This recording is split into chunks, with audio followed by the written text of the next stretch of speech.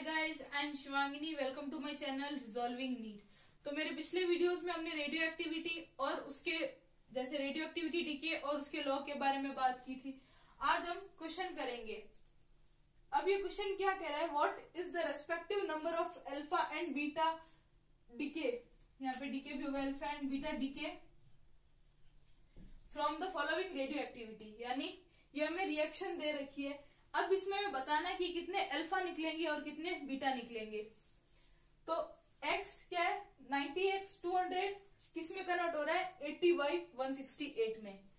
अब हम क्या करते हैं कि जनरली पहले यही देखते हैं x में z में कितना चेंज हुआ है, यानी एटॉमिक नंबर में कितना चेंज हुआ है।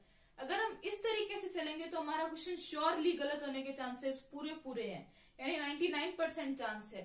क्योंकि अब इसमें क्या होता है, अगर खाली अल्फा का पूछते ना तो हम सीधा कर सकते थे, लेकिन साथ में बीटा भी है और इसने यहाँ पे क्लैरिफाई नहीं किया है कि बीटा प्लस निकला है या बीटा माइनस निकला है। तो उससे एक में क्या होगा, जेड में कमी आएगी और एक में जेड बढ़ेगा। तो हम क्या करेंगे, बीटा को एक बार छोड़ देंगे। यानी बीटा किससे रिलेटेड है, किससे रिलेटेड एटॉमिक नंबर से, तो हम इसको छोड़ देंगे। एटॉमिक मास पे बीटा का कोई इफेक्ट ही नहीं है, सिर्फ अल्फा का इफेक्ट होता है। तो हम पहले अल्फा का नंबर निकाल लेते हैं कि अल्फा कितना है।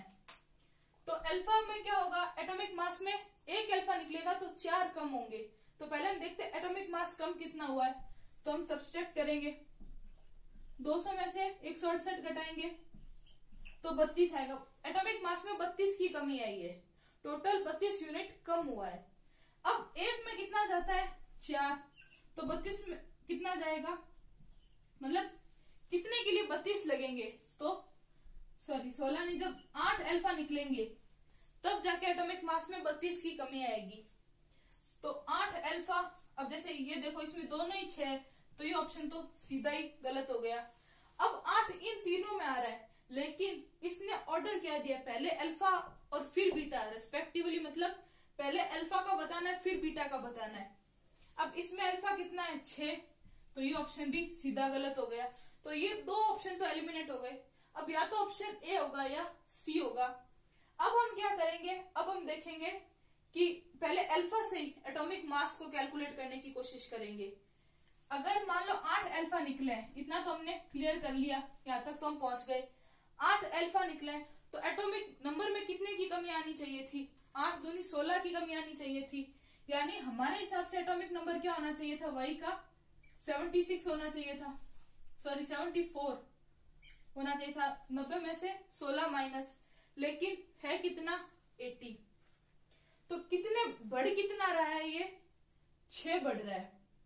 यानी अब हम ये बोल सकते हैं कि जितना एक्सपेक्टेड वैल्यू था, अगर इसमें से बीटा माइनस निकलता, सॉरी बीटा प्लस निकलता अगर, तो क्या होता कि जो नंबर है वो और कम हो जाते।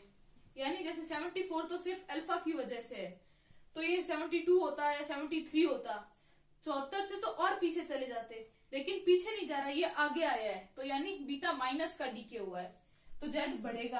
अब कितना कवर किया इसने, 6, 74 और 80 के बीच में 6 का डिफरेंस है, तो यानी 6 बीटा माइनस निकला है। तो ऑप्शन सी सही होगा कि 8 अल्फा निकला है और 6। अब इसने प्लस माइनस का पूछा ही नहीं है, इससे सिर्फ बीटा पूछा है, तो 8 अल्फा और 6 बीटा।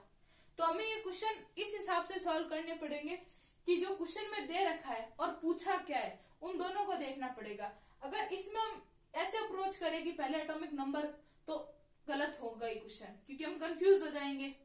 हमारे हिसाब से हम दोनों तक ही नहीं पहुंच पाएंगे, ना अल्फा तक ना बीटा तक। तो हमें पहले हमेशा नंबर शुरुआत जो है क्वेश्चन की एटॉमिक मास से करनी है, उसके बाद एटॉमिक नंबर में आना है। तो अगर आपको हमारा वीडियो पसंद आया तो वीडियो को लाइक करें, चैनल को सब्सक्राइब करें। Thank you for watching. जय हिंद, जय भारत।